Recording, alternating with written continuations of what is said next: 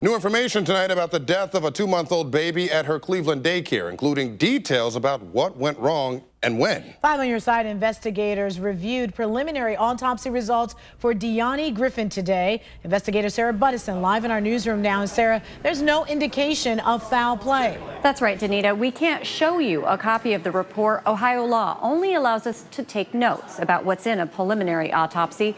We can tell you it says the medical examiner found no signs of trauma or foul play. Here's what else was in the preliminary autopsy.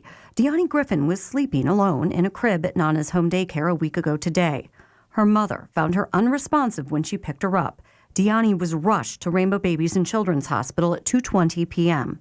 and pronounced dead a little more than an hour later at 3:39. The report also reveals Di'Yanni was born at just 30 weeks old after her mother underwent an emergency C-section. What the report doesn't tell us is the specific cause of Di'Yanni's death. I reached out to Eric Henry, the attorney representing Di'Yanni's mom, Taylor Bush, about the report. Henry told me he is waiting to learn more about what happened and intends to conduct a thorough investigation into the circumstances surrounding Di'Yanni's death. I'm 5 on your side investigator Sarah Buttison.